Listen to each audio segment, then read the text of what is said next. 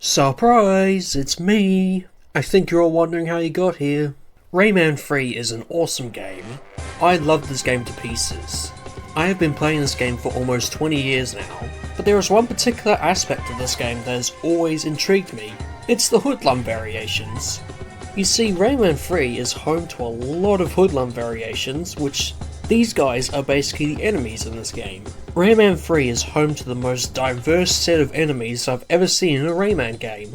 While in Rayman 2 it mainly consists of the same pirates over and over again with different recolours, this game on the other hand, each enemy felt completely different and varied, and there's so many different variations of Hoodlums to fight in this game. And so I figured, you know what, let's rank all these guys, and let's talk about which Hoodlums are the best in this game. So how are we going to rank these guys? I'm going to be ranking these based on 3 factors.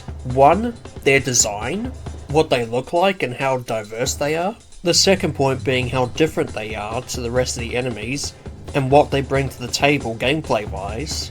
The third one being, how fun are they to fight? Are they fun to fight, or are they frustrating to verse?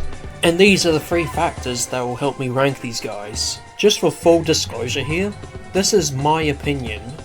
Your opinion of what the best Hoodlums in the game are going to be different from mine. So please, sound off in the comments what you think are your favourites. And if you like Rayman 3 and you like to hear commentary style videos talking about this game, consider subscribing to the channel and leaving your thoughts in the comments. I am grateful for the reception of my last commentary video on this game, so you know what, you guys are getting another one, and I hope you guys enjoy this one too. But that leaves us with one question, and what is that one question, you may ask? What is the absolute worst Hoodlum in Rayman 3? Well, at the number 11 spot, we have the Lava Matrix, aka the Twin Droids. These guys suck. They are basically just a mini boss version of the Hoodstormers, which we'll discuss later on. And there really isn't anything unique that these guys bring to the table. It's literally just the same old, locking onto an enemy and throwing punches in both directions until you kill them. They literally don't offer anything different. Like these 2 flying droids, they offer nothing different than what the Hoodstormers would offer. It's the same old, lock onto the target and throw punches in both directions until you kill them. It's literally the same gameplay that the Hoodstormers offer, just in a mini boss version. There is nothing different about these guys. And they also have the stupid bubbling attack that they do if you don't attack them for a while, which makes it very frustrating to combo these guys, because whenever you're trying to line these guys up for a combo, they're just going to spam these bubbles at you, and it's potentially going to mess you up and make you pick up a gem you didn't want to pick up. So these guys aren't fun to verse either. And just down to their design, they don't look that much different from the Hoodstormers, just much more buff versions of them. They literally look no different. So yeah, I don't understand what the point of these guys were. These guys bring nothing new to the table, literally nothing. And at our number 10 spot, we have the Hoodmonger Soldiers, aka the Snipers. Just like the last one we discussed, these guys are literally just a retexture of the classic Hoodlums, also known as the Hoodmongers.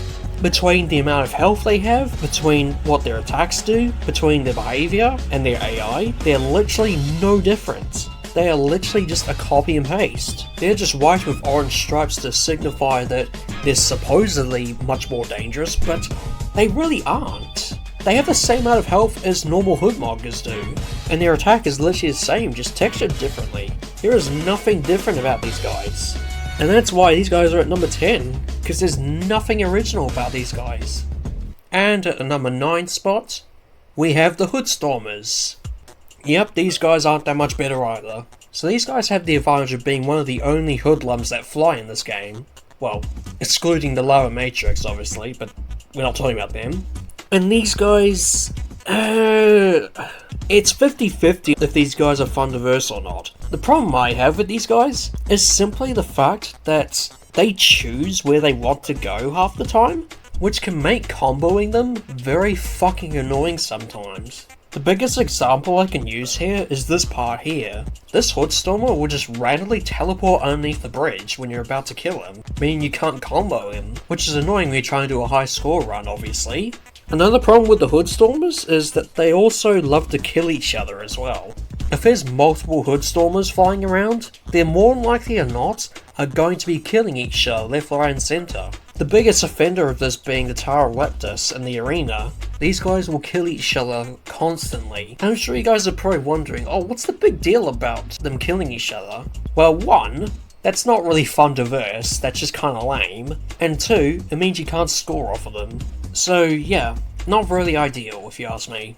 And back to their design isn't that great if you ask me. Hence why the lower matrices got a much lower rank, because they just took the same design. I don't know, something about their design just isn't that intriguing to me. And another problem I have with these guys is sometimes when they spawn in, they will just outright refuse to let you hit them. Even though you're throwing curve punches, they will repeatedly dodge your attacks. Even though you're throwing curve punches, which, by the way, curve punches are not meant to miss.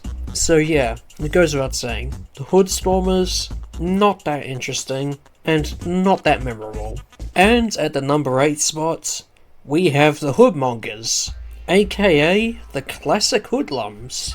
And there's not really much to say about these guys. They're the most classic, most stock standard enemy in the game. They have the classic Hoodlum design, and they're the easiest to fight, and yeah, all you need is a fully charged punch, and these guys are taken out. There is not really much to say about these guys, but I'm sure you're wondering, oh, why are these guys at the number 8 spot then? Because these guys are fun to fight. Like, these guys are actually genuinely fun to fight. Why? I don't know. It's just something about these guys that makes them fun to fight. But that's really the only redeeming quality these guys have, is that they're fun to fight.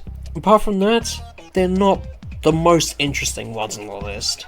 But they deserve to be honoured a little bit, because they are the classic Hoodlums. Alrighty, time for the lucky 7. And which Hoodlum gets the 7th spot?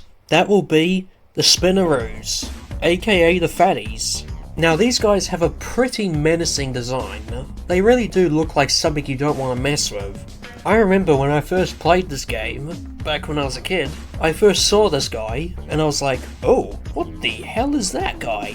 And yeah, it goes without saying, these guys are pretty tough. The only way to kill these guys is through environmental kills, or using a fully charged punch from the red can power-up. There's only 2 places in this game where you can kill a Spinnaroo with a red can. Most of it is just environmental kills. And what I mean by environmental kills? Well, every time you punch these guys without the red can, they won't take damage, but they'll get knocked back. And you gotta keep knocking them back until they go into a fire, go into the swamp, or go into lava. It's a pretty unique enemy in that regards. You can't kill them in the traditional way. You have to use the environment to your advantage for these guys. And I think that's a brilliant way to change up the gameplay. So yeah, these guys get a thumbs up for enemy design, gameplay style. Most of the time they're fun to verse. Sometimes it can be annoying when you're about to get him into something and then all of a sudden he just goes and then you have to do it all over again. But honestly, that comes down to me being impatient. That's got nothing to do with the game design. We're over halfway there, guys. And now we have the number 6 spot.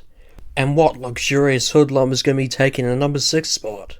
The number 6 spot goes to the Slapdash, also known as the one-hit KO Hoodlums. Now I'm sure this one is going to surprise a lot of you, and honestly I don't blame you guys if it does shock you. You see, the Slapdash is the most basic, weakest Hoodlum in the game. They take a single punch to be taken out.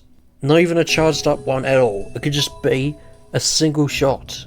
And these guys pose the least amount of threat in the game. And these guys' attacks are very easy to dodge. So why are they so high up on the list? Well, first of all, their design. Their design stands out compared to the rest of the Hoodlums, if you ask me. It's bright red. You cannot miss them. And another useful thing about the Slapdash is that they're very useful for making combos. You see, the Slapdashes are only worth 30 points, right? But they are a useful catalyst for starting up really good combos. The best example I can use of this is the Tower of Leptis arena. You get like 8 of these guys to spawn in, so that's plus 8 to your combo, but you also have the Hoodlum conversions as well, adding an extra plus 8, potentially even more if you can multiply them, to your combo, making these guys extremely useful for racking up high combos when there's lots of them around. And that's why I put these guys higher up on the list, because they're actually very useful for combos. And another thing about these guys, as much as you guys probably won't want to admit, these guys are very good roadblocks. I'm not fucking kidding about that. Take this bit for example. You want to pick up the blue cat without killing them first, but these guys will attack you relentlessly if you get close to them.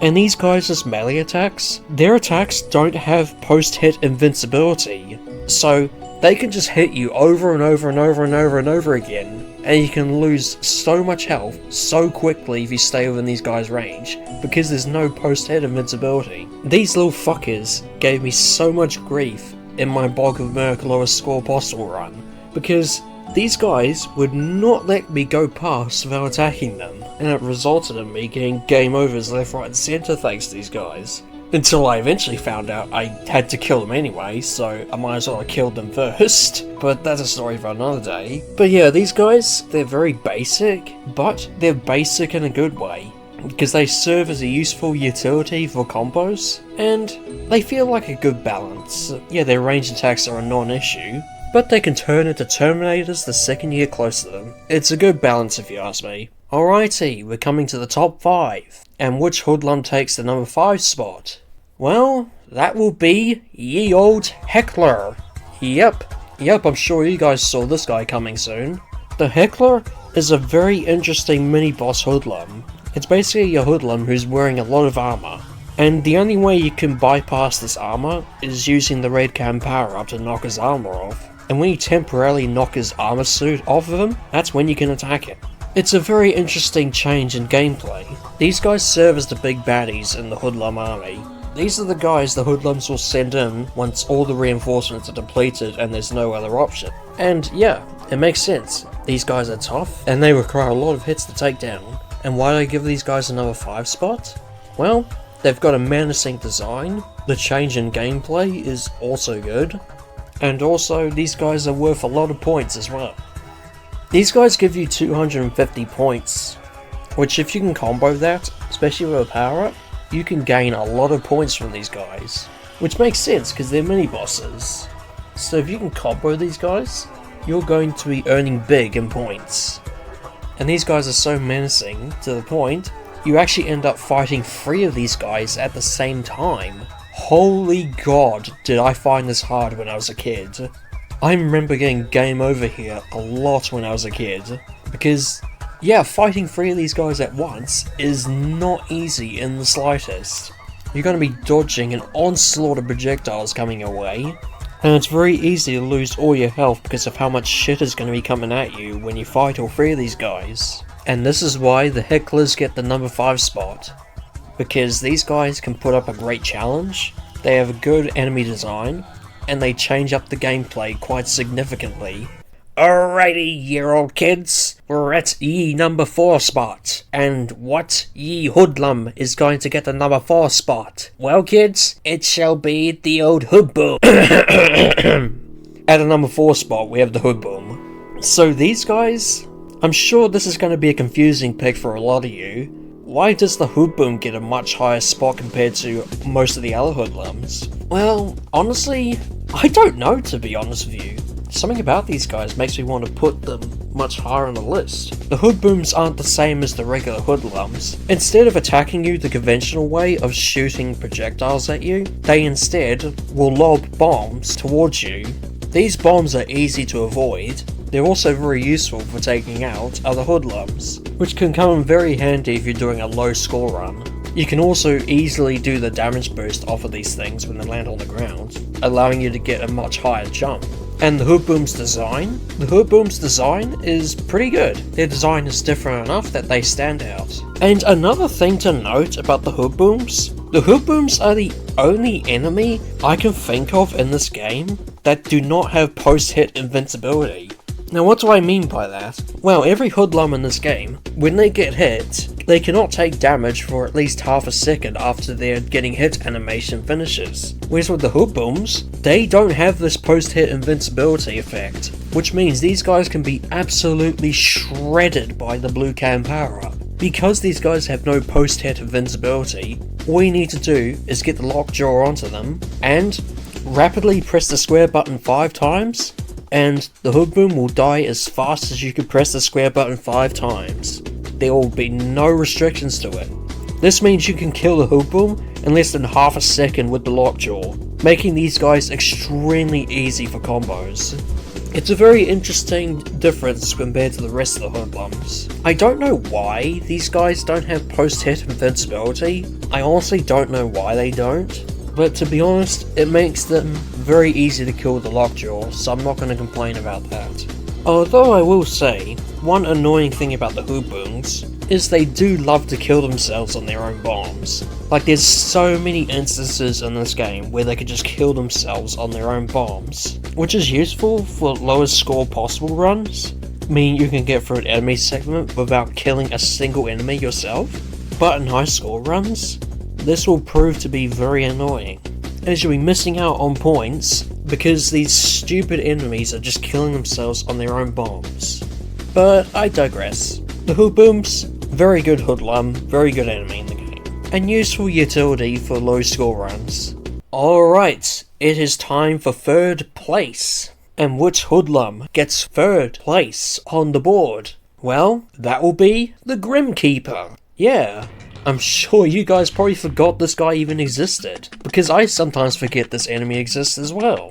The problem with the Grimkeeper in this game is that he only has 2 appearances in the game, which is a damn shame because he's probably one of the most unique enemies in the game.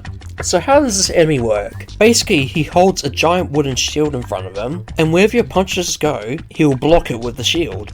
And while he's doing that, he will occasionally lift up his cloak, and a small hoodlum carrying a bomb will come running out. These guys are called Grims. I was going to include Grims as their own separate entry on the list, but I thought I'll just bundle them together because honestly, I'll have the same things to say about both of them. And yeah, these tiny Grim creatures will come running out, and they'll run a bomb over to Rayman and try and blow up on him. That's the only way the Grimkeepers can attack you. Apart from that, they will just stand there holding their shield. So how do you kill these guys? Well, as mentioned before, he will turn his shield to block any punch you throw at him. So what you gotta do is you've got to bait him. What you gotta do is throw a curved punch in one direction, and when he's turning his shield to block that punch, then immediately throw another punch in the opposite direction, meaning he has no way of turning his shield in time to block the second one, which I think is a brilliant gameplay design. It changes up the pace significantly, because most enemies can be killed no matter what direction you throw your punches in. This guy forces you to think about where you're throwing your punches, and I think that is such a good thing. It makes these guys more challenging and not as straightforward.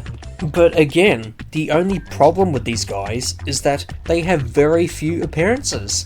They only appear twice in the game, and I don't know why. Like, did the developers forget these guys even existed or something? Like, I swear, they just forgot these guys existed. And it's such a damn shame. Like, look at their design. These guys look even more menacing than the hecklers do. Like, these guys look so goddamn awesome. And the fact that these guys were not utilized at all, it's such a damn shame. And I don't know why these guys were not used as much as they were. Maybe someone in the comment section can tell me why these guys weren't used. But oh man, if the Grimkeeper was used way more often in this game, he would probably be at the #1 spot. What? What the fuck? Which I'm sure is going to sound diabolical to a lot of you, as I'm sure a lot of you already fucking know what's going to be #1, just because I know my community well. I'm sure all of you know which one's going to be at the #1 spot, so it'd be diabolical to consider replacing that guy with the Grimkeeper, but I'm not kidding. If the Grimkeeper had more appearances, I would put him at the #1 spot. I'm not fucking joking on that in the slightest. But this guy didn't get enough appearances, so I can't justify putting him higher than #3. Grimkeeper, you're amazing, but I wish you appeared more. Alright, it is time for second place. And which hoodlum is going to take the second place spot? The Hoodmonger Officer, or as I like to call them, the Elite Hoodlums. These guys, mwah, chef's kiss. These guys are awesome. I'm sure this is going to be a confusing pick to a lot of you, because obviously this guy is basically just another recolor of the default Hoodlums, so why does this guy get a pass unlike the Hoodmonger Soldier? Well, it's simple. His design is a lot more menacing than the Hoodlum Soldiers are. He actually puts up a challenge. The Hoodmonger Officers have double the amount of health regular Hoodlums have, meaning you're gonna need 2 fully charged punches to take these guys down. And 2, these guys' attacks are a lot more lethal. Instead of firing 1 shot, they fire 3 shots at the same time, making these guys even harder to dodge. And I think these are a brilliant late game enemy to bring in.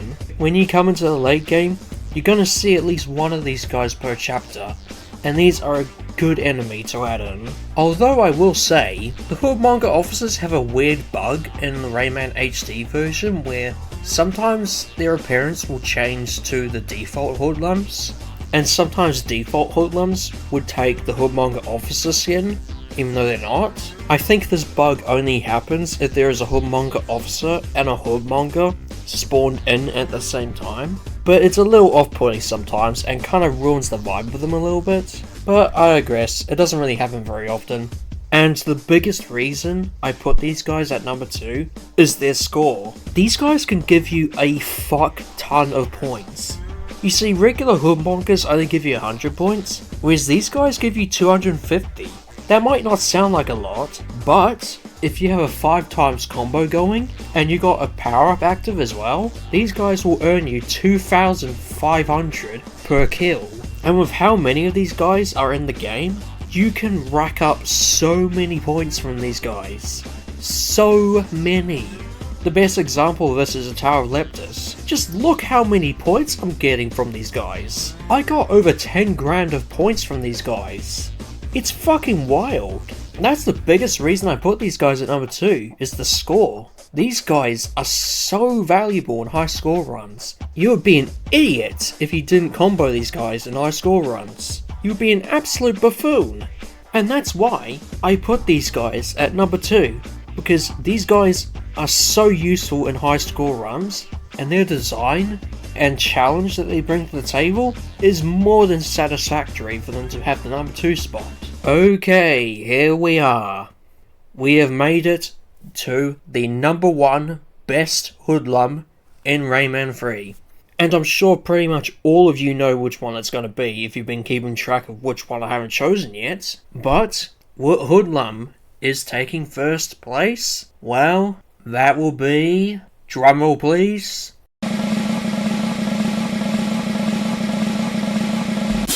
The Hoodoo.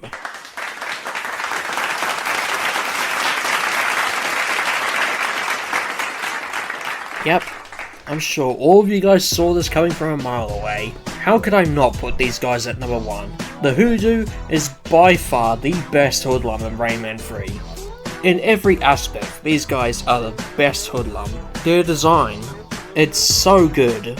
They stand out from all the other Hoodlums. And what gameplay do these guys bring to the table? Well, when you're fighting other Hoodlums, the Hoodoo will be invisible, hiding somewhere. And whenever you try to attack a Hoodlum, he will come out of hiding and put a force field around a Hoodlum. And during this time, that is your opportunity to attack him. And I think this is such a great change in gameplay. It makes certain Hoodlums not as easy to kill when they've got a Hoodoo protecting them. And I think they did a great job with these guys. And honestly, the sound these guys make...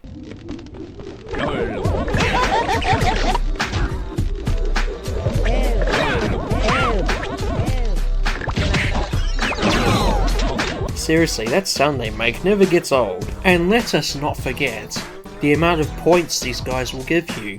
These guys, just like the Hoodmonger Officers, give you 250 points. And I think 250 points for killing these guys is a steal when you consider how many Hoodoos there are in the game. So it goes without saying, the Hoodoo's such a great enemy. I fucking love these guys. And honestly, I kinda wish there was more of them, because we don't really see much variation of what these guys can do. The most common way Hoodoos will protect things is they'll protect another Hoodlum. But there are 2 other instances in this game where we see Hoodoos actually do something different. In the 3rd chapter of Sail Beyond the Clouds, we actually get a Hoodoo who's protecting a teensy cage, which is completely unorthodox. And in the Tower of Leptus, there is at one point where we have a Hoodoo protecting another Hoodoo, making it extra challenging. And I feel like they could have expanded upon this. Like, could you imagine what kind of things they could have came up with this guy if there was more game to play? Say Rayman 3 got more time and it had more levels. It's wild to think about what they would have done with a Hoodoo. Maybe there was 3 Hoodoos protecting a Hoodlum at the same time. Maybe there is a Hoodoo who protects a doorway, and the only way to make him appear is by throwing a punch in that doorway.